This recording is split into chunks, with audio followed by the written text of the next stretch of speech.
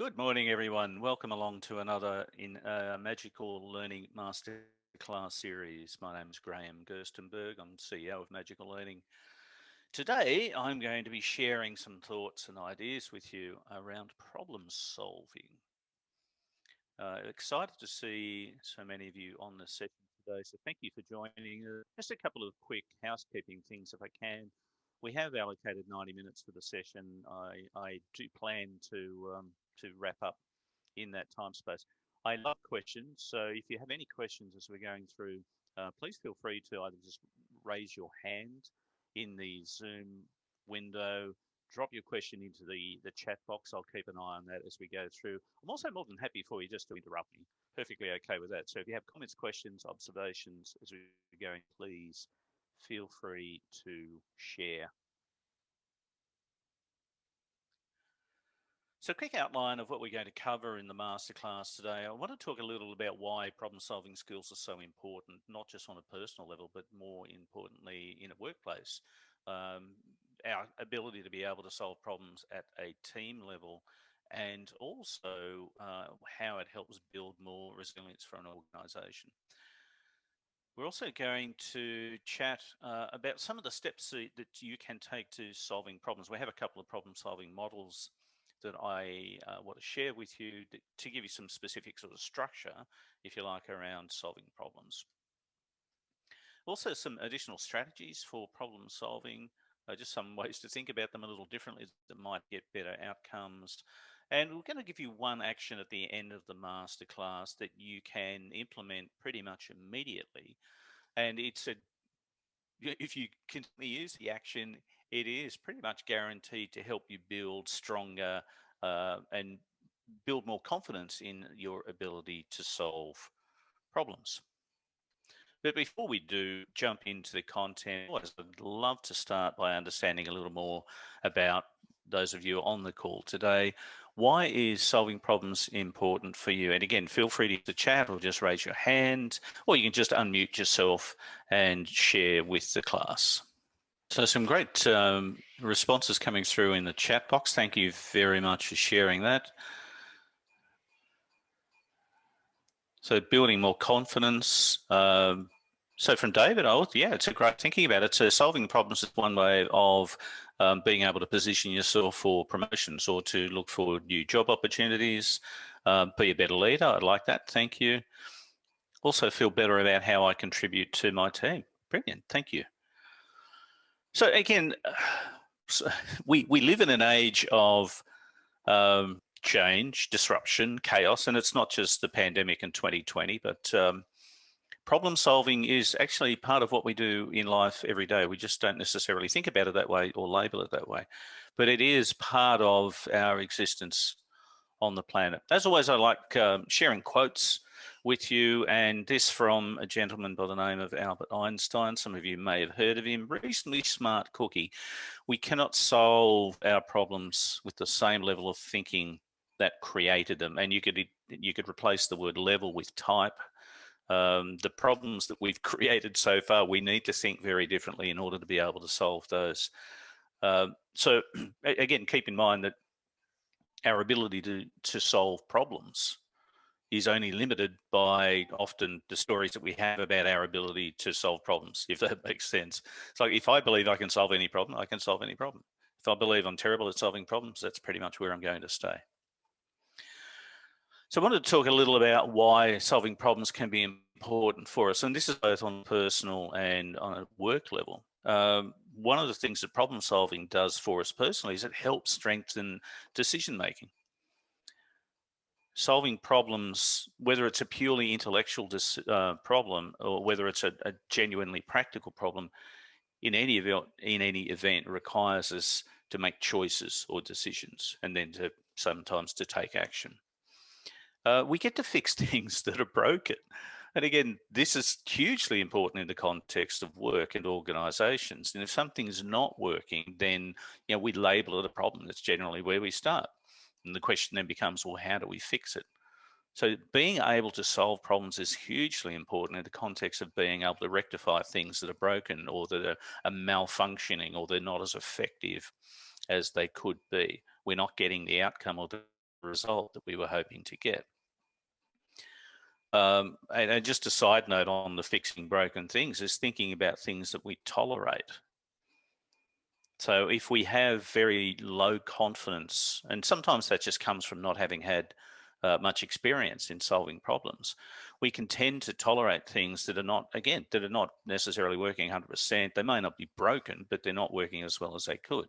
And over time, we just come to sort of tolerate them because we may have a story that our ability to solve that particular problem isn't that high. So fixing things is also a great way, again, of building momentum, building confidence around our ability to solve problems. Problem solving is also hugely important in the context of risk and how we manage risk. And this, again, is important in our personal lives as well as being important at work. Sometimes part of the problem solving process or model that we can use is around risk.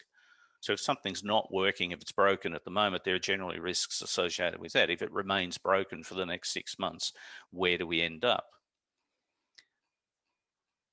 When we think about, okay, how do we fix the problem? Most of these solutions that we might come up with are also going to involve some level of risk.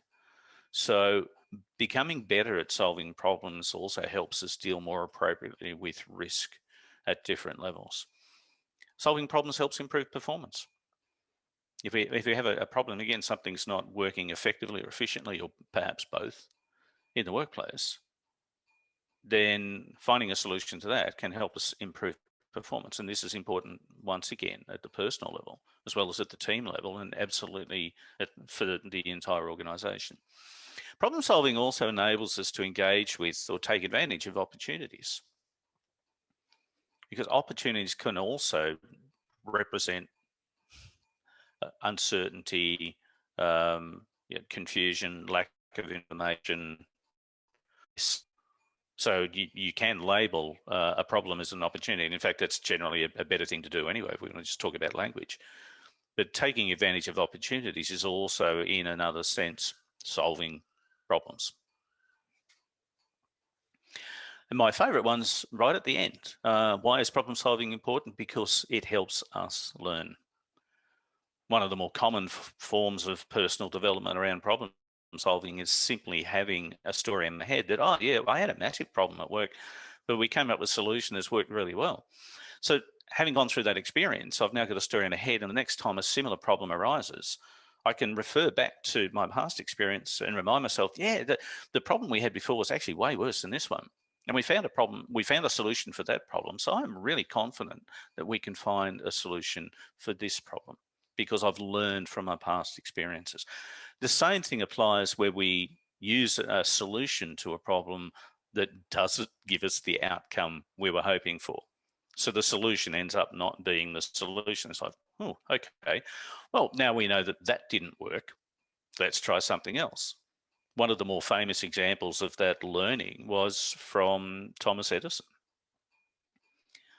So the popular story around Edison and the electric light, Edison went through close to 10,000 different experiments to create an electric incandescent light bulb. And all except the last one did not succeed. But he learned from each one. And Edison's attitude was, and it wasn't just Edison, and Edison had a team working with him on all of these experiments, but the attitude was phenomenal. It was, okay, that's experiment 9,642. We've just learned another way to not make the incandescent light bulb. What can we learn from that? And let's go again.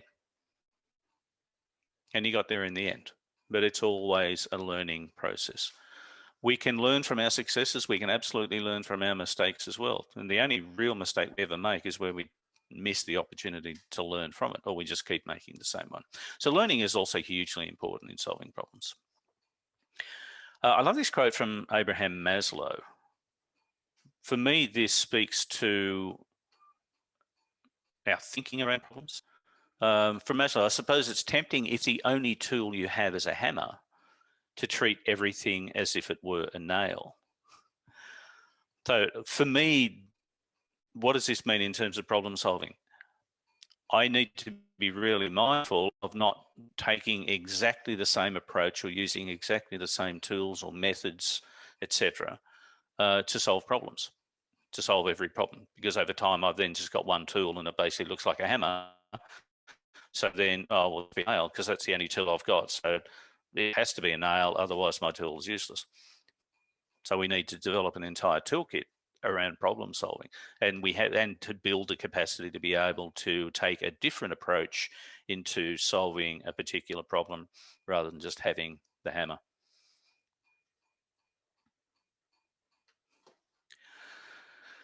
So let's talk a little about some of common and very important problem solving skills.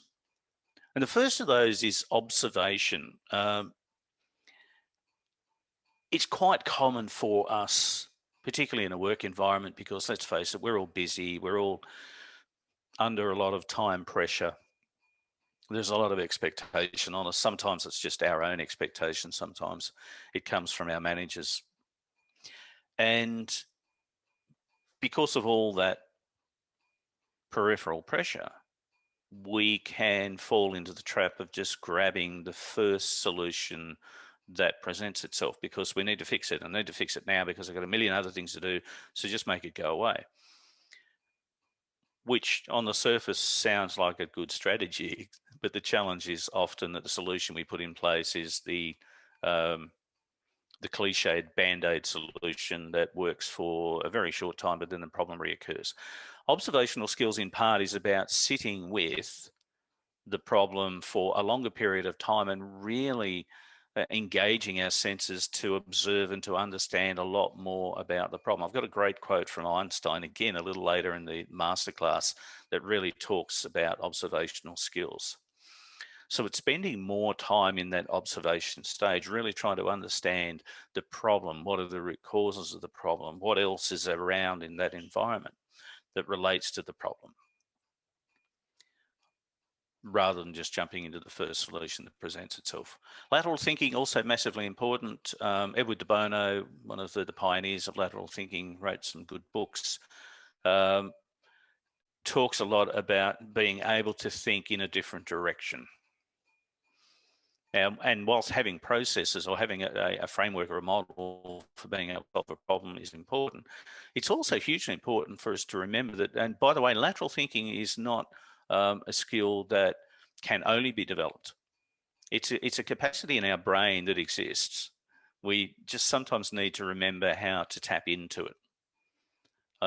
Creative thinking, lateral thinking is a form of creative thinking, and creativity is something that every human being possesses, because it's very much a function of what goes on between our ears. So it's not something you have to learn. Sometimes it's something we just have to activate. And often using skills like lateral thinking, when we have some peace and quiet, it can be tricky for many of us to think creatively, think laterally, when we're massively under the pump. If I'm trying to do a million things and everybody's yelling at me and etc. Sometimes it can be harder for some of us to engage around lateral thinking. Having the ability to analyze things, and this is really just an IQ, this is an intelligence thing, which again, most of us have. Some of us just need to learn how to strengthen it.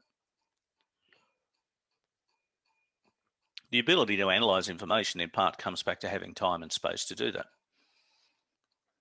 It's very much linked with observational skills and not just looking for or desperately searching for the first available solution, but being able to actually sit with a range of information and analyze that. And analytical ability is often amplified when we go through problem solving in a group.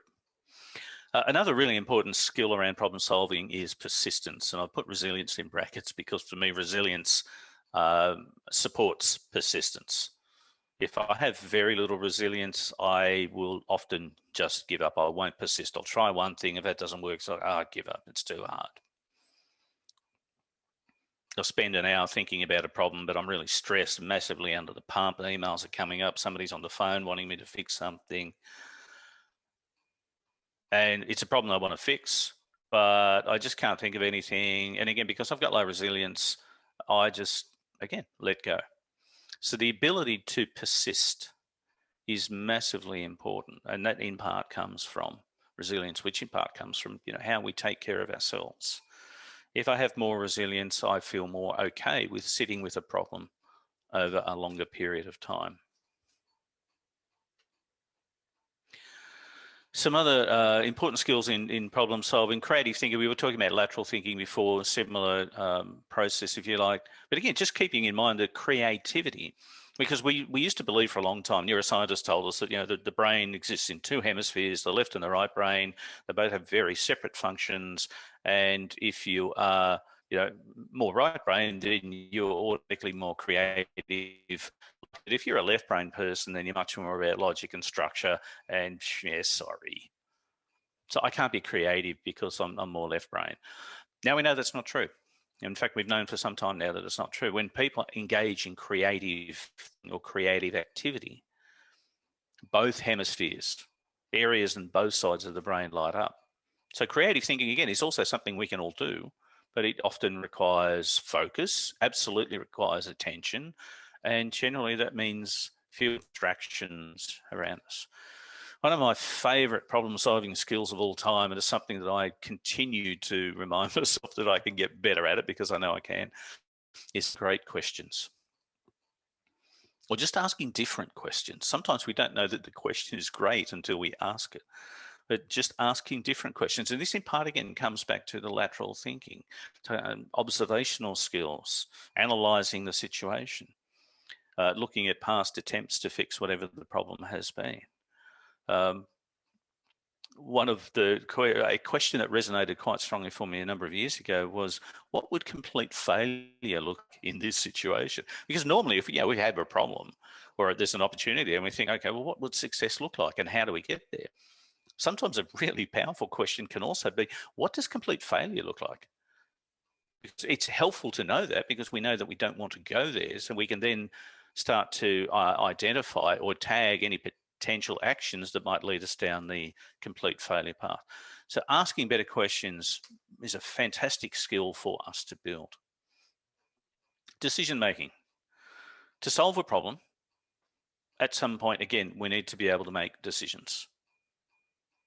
So if I am a world-class Olympic level procrastinator around some things, then I'll just not make a decision, which is not a helpful problem-solving skill to have.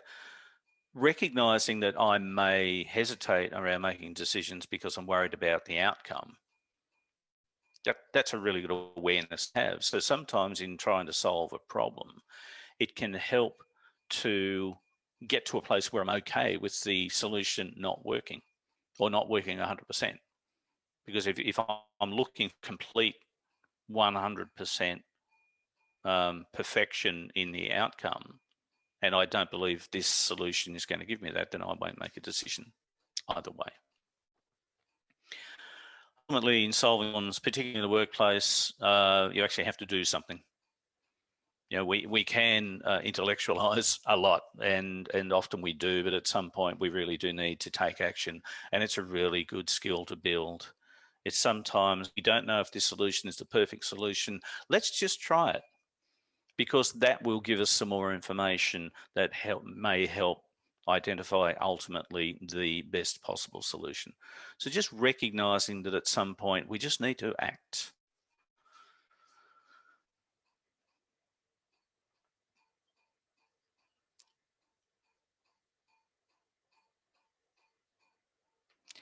So I wanted to share just a couple of problem-solving models with you now. Again, because for many of us, having a framework, or a process that I can go through in addressing a problem is a particularly helpful thing to have. So this is a very common 6-step approach to solving problems. Step 1 is defining the problem. Again, this is where we engage our observational skills, our analytical skills. This is where we spend more time in the definition stage. How clear are we about the problem? What exactly is it? Can we literally put a box or a frame around it and define, very, very clearly define the problem? This is hugely important in the context of all the following steps, because if we're fuzzy or vague about the problem, that is going to influence all of the following steps and generally will lead to a less than optimal outcome. The solution we identify is unlikely to be the best possible solution because we're really vague about the problem. So step one, define the problem. What exactly is it? Step two is then work out what the root causes of the problem are. And quite often there can be multiple levels or layers of factors that are influencing or creating the problem. It's hugely important, again, to invest the time in getting to the root cause, because it's the root cause that we need to address rather than the surface observable problem. It's a band-aid solution again. If we don't get deep enough and identify the root cause, whatever solution we put in place will fix the problem temporarily, but it's going to reoccur because we haven't addressed the root cause. Step three is then to start identifying solutions.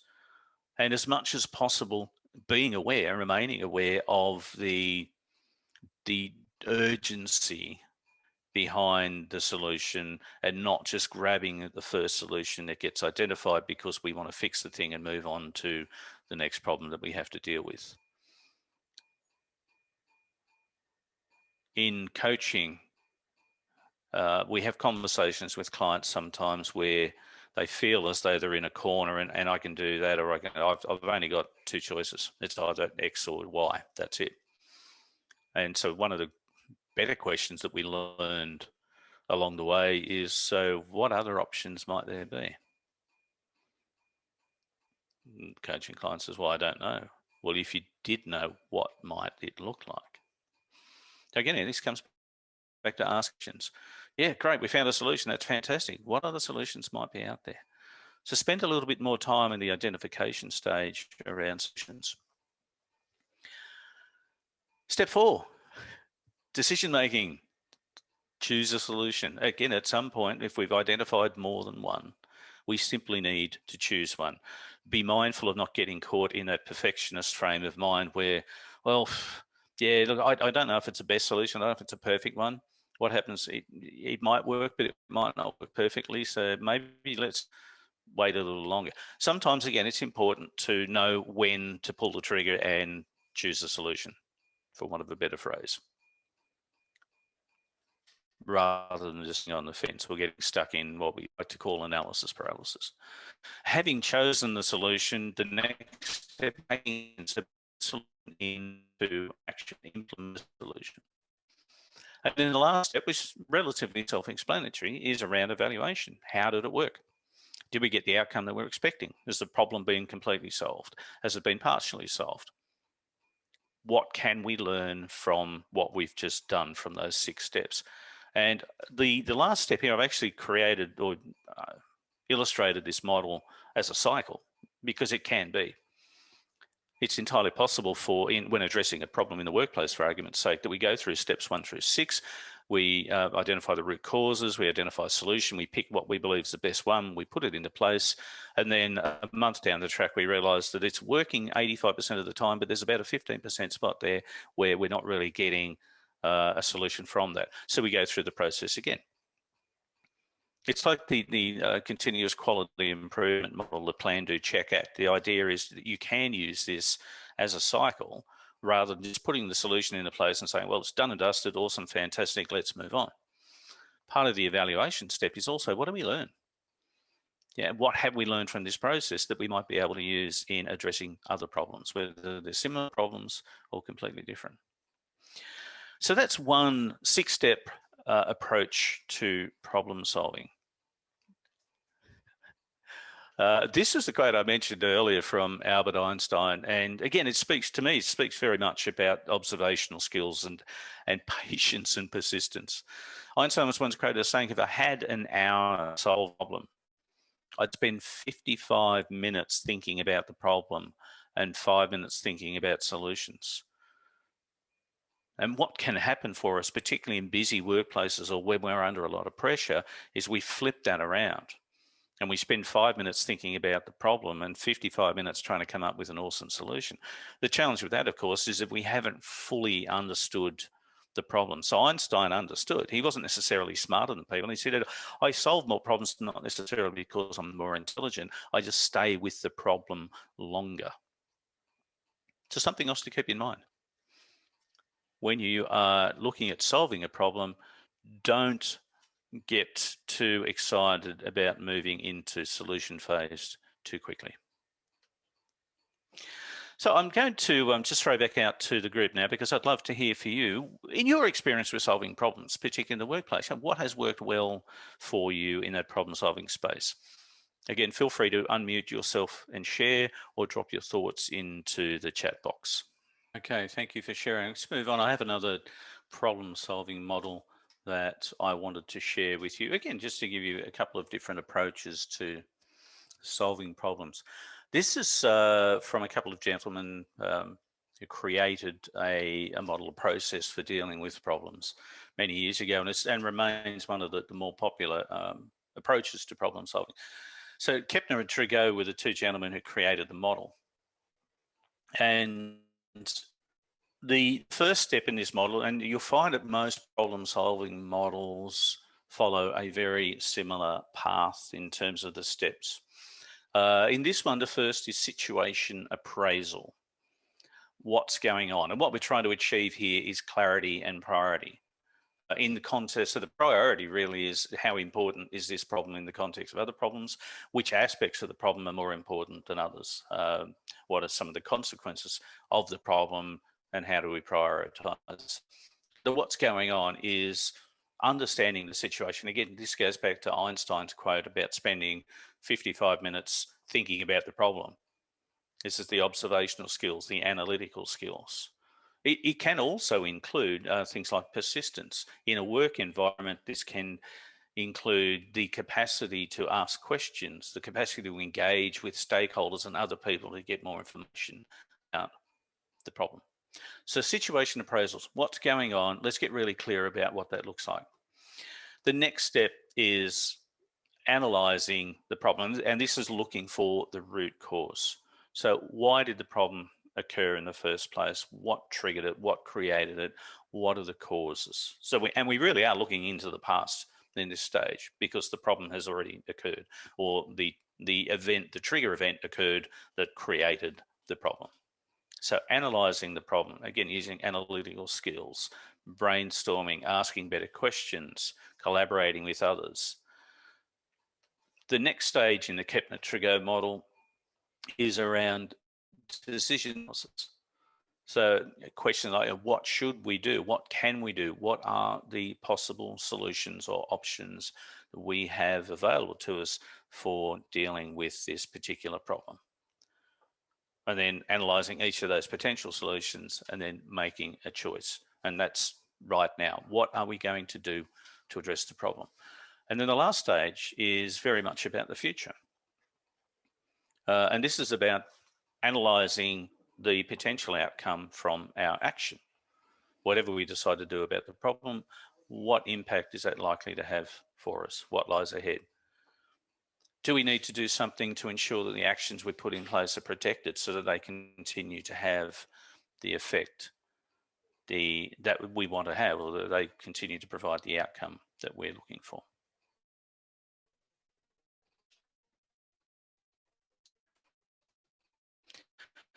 Some of the strategies around problem solving. By the way, we will be sharing a copy of the slide deck with everybody after the session today. So if there are particular things in here where you're sort of madly scrambling trying to write down, don't panic, we'll get a copy of it out to you. So there's some simple strategies around problem solving. The first is simplify.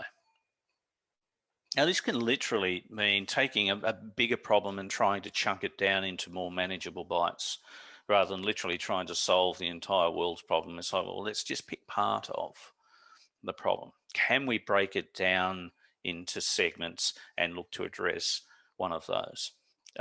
Another great strategy I've actually found really helpful in the past, and that is to ask the question, what would, and it's not necessarily MacGyver. For those of you who are post MacGyver, just Google him. Yeah, MacGyver had the ability to solve problems incredibly well. So he could take a box of matches, a paper clip and a battery and build a helicopter. to escape some evil person. Sometimes putting ourselves literally into a different mindset by asking the question, what would X do? And X could be somebody that I admire, somebody I think has got great problem solving skills, or somebody who's very different to me. It can trick my brain into looking at the problem quite differently.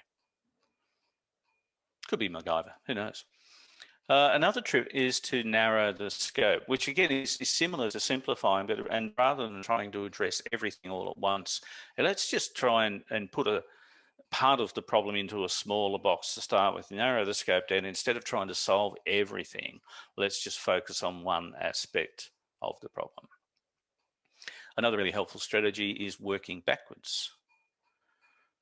So this is, rather than thinking about the problem specifically or focusing on the problem, what we're really looking to do here is identify what does the ideal outcome look like? What do we want the end result to look like? And then working back from there. And again, part of this is clarity.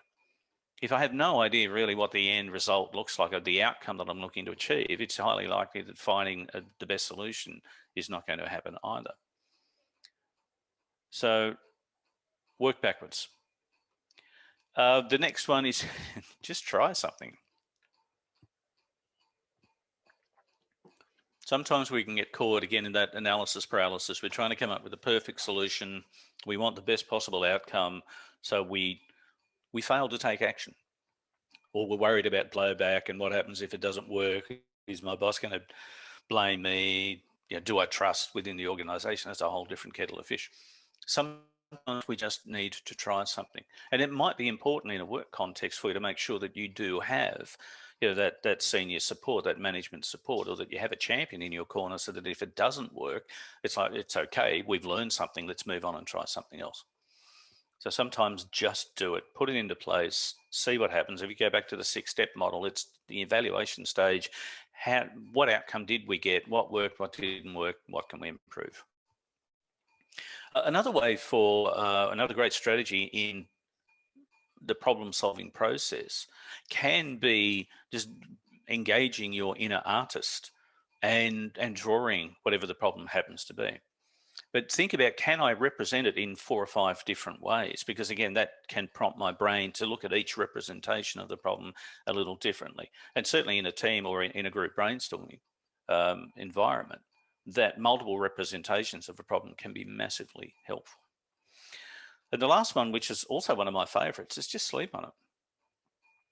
So if you try it, if you're wrestling or grappling with a problem, know the language around that. We don't celebrate a problem, although perhaps we should. Sometimes if it's just the solution isn't coming to you, and you can worry at it and gnaw on it like an old bone, and you can spend all of your time and it's just sitting there thinking about the problem. And we literally, it's like we're in a little rut with a shovel, and we just continue to dig deeper and deeper, and we're not actually getting closer to the solution. It's beautiful chemistry that happens in our brain overnight. So sometimes the best thing you can do is just sleep on it, and perhaps ask a question to your subconscious before you go to sleep. But then be really mindful of not immediately. And it could be like, no, dear subconscious, I would love a solution to this particular problem. Thank you. And then go to sleep and allow your subconscious the opportunity to do what it does best. It's incredible how often people come up with solutions when they wake up in the morning to a problem they were grappling with yesterday because they let go of it while they were asleep. So sometimes that's the best thing you can do, walk away from it. If sleeping on it isn't an acceptable thing, go and do something different. Again, get your head out of the space that it's in. If you're trying to come up with solutions and none of them seem to be working, or you just can't identify something, then stop. Let go of it, go for a walk, get some exercise, maybe have something to eat, drink some water, watch a funny movie, go and tell some really terrible dad jokes to somebody to make them either laugh or groan. It doesn't really matter that much. Do something different and then come back to it later on. So I'd love to hear from you now. Which of these strategies speaks most to you? And again, please feel free to use the chat or unmute yourself and just share with us. And I will go back to the list for you. So which of those strategies, and I'd love to hear if you've used some of these before, um, what your success or the outcomes that you've experienced have been. Okay, at the start of the session today, we talked about sharing an action with you that can help improve your problem-solving skills. This is it, ladies and gentlemen. Go and find a bench near the water and sit on it. Okay, it's not really that. The action is reflection. The one action that is pretty much guaranteed to improve your problem-solving skills over time, it is reflection.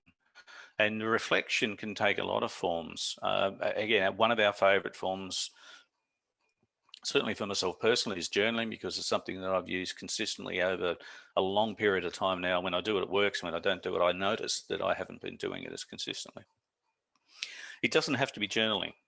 You can simply set aside 5 or 10 minutes during the day, maybe at the start of the day, you could do it at the end of the day, just to pause and reflect on what's been working for you. If you've been addressing a problem in the workplace, taking time to reflect on your efforts to address that problem is a very, very powerful way of recognizing which aspects of the process that you're using are working, understanding your mindset around the problem. You know, what's your language, your internal language around solving the problem? How have you been collaborating or communicating with others? If you adopt something like the 6-step model or approach to addressing the problem, on reflection, have you noticed that maybe you didn't spend quite as much time in the observation stage in defining the problem as you could, or you actually only came up with one solution because it seemed really on face value to be the best solution, so you didn't bother looking for others?